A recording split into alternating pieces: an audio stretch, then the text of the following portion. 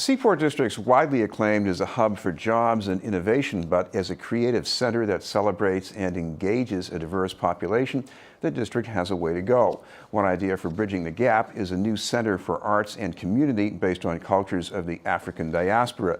The vision is being advanced by creative leaders in the cross-cultural collective. They include our guests, a co-designer from Bridging Communities, Tiffany Cogell, and the coordinator with the Fairmount Indigo Network, Allentza, Michel. Thank you both very much for being with us. Thank you for having us. I want to start with Tiffany. I guess the springboard for this was the Globe series on the racial climate in Boston. Exactly correct.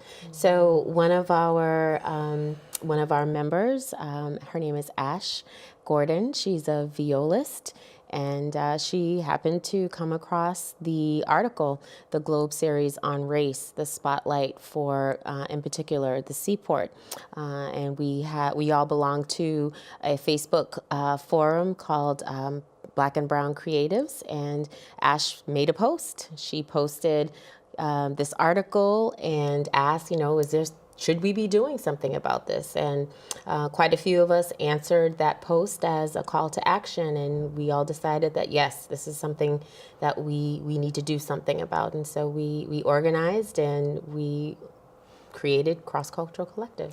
Allentza, we have a lot of venues in Boston where people of color, whether from this country or around the world, they can perform, and they can get acclaimed. But what's the advantage of having a center where they're really, they are the main thing, they are the universe around which everything revolves? I think the value of having a space like the Cross-Cultural Collective and the vision that we foresee is really important, because despite the fact that Boston is a diverse city, there continues to be a discrepancy between the kind of opportunities and promotional opportunities for artists of color. That's actually why I had started the Facebook page that Tiffany mentioned, Boston's Black and Brown Creatives, because I wanted to create a platform for artists of color, particularly those of Black and Latino backgrounds and Asian backgrounds, to be able to share resources with each other. So it just seemed like a natural thing when the opportunity arose for this space in 50 Liberty and Fan Pier, and we quickly corralled and came together and pulled together an application. And I think it's symbolic of the fact that there are rich assets in the artist community of color, but they tend to go historically underseen or underserved. Tiffany, explain how this can be a magnet for maybe artists we haven't been able to draw in, and maybe audience as well. Mm-hmm. So as Allentza said, this will be an opportunity for artists to get together and share resources. And so that just calls to mind, the artists that normally need to share resources are artists that are not usually amplified, or artists that are missing or lacking in opportunity.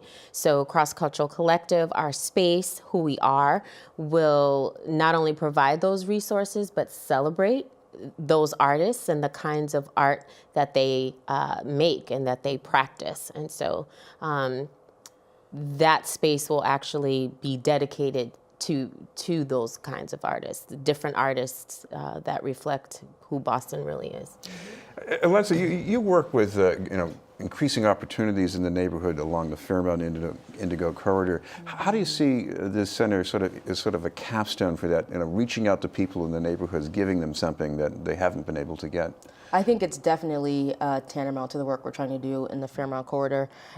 Folks often forget that the South Station is the last stop along the Fairmount line, which means we are trying actively to bring opportunities from the Seaport into the neighborhoods.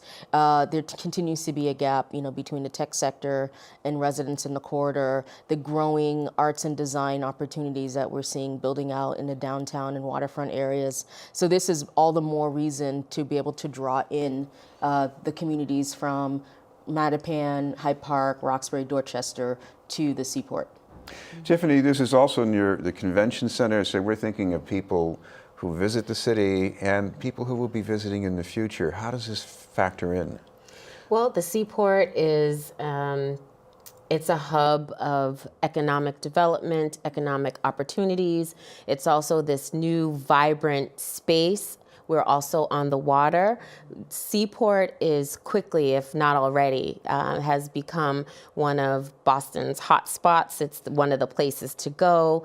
It's definitely a place where it has, like you said, the convention center and a lot of other attractions that will attract not just people coming to visit as tourists, but also Boston residents. They use the seaport as a means for entertainment. So just by that foot traffic alone, we want to be able to welcome others, not just people who identify as Black or brown or marginalized populations, in a way to be able to have people come in and also celebrate with us African diasporic arts and start to break down some of the barriers that Boston has historically been plagued with, such as misrepresentations and misunderstandings around culture and race. This has been the news, and we're talking with Tiffany Cogell and Allentza Michel from the Cross Cultural Collective. Allentza, what about the space? I mean, there's a desired space here, and then once you have identified that, you got to get a way to go, right? Yes. So we're hoping to fill the space with all kinds of innovative programming, which really kind of speaks to the Innovation District itself.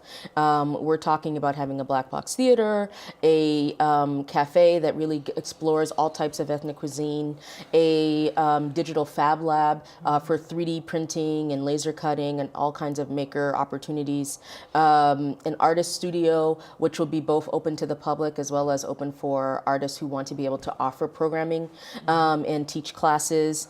We are interested in exploring different types of mobile galleries. So we have gallery space, but we're utilizing different innovations in technology to make it mobile galleries. So we can move it around and really build out the space as we need to, depending on the types of events. And also informal performance spaces for open mics, creative, theater, and other types of mixed media.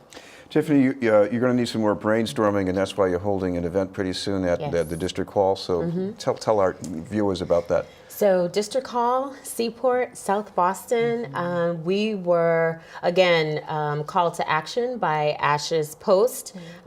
We gathered together, we developed a letter of interest that we submitted to the BPDA, Boston Planning Department, and we were shortlisted. So, and shortlisted just basically means that we were chosen as runners in the bid for this space. So there have been 4 organizations that have chosen that we are really grateful and feel blessed to have been a part of that. So we'll be at District Hall April 30th. At 5:30, and we will be presenting in a public forum what our ideas and vision for Cross Cultural Collective are, our programming, and how we're going to build out that space. And Liz, there are more details about this on social media too, right? Yes, so if you go to our Facebook page, Cross Cultural Collective, we also have a link to a invitation where we're collecting signatures and letters of support. We've been very blessed to have gained a lot of support in such a short amount of time from various stakeholders, and we're just hoping that folks will turn out for the 30th in support of the space. Thank you both very much, Allentza Michel and Tiffany Cogell from Thanks for having me. C3.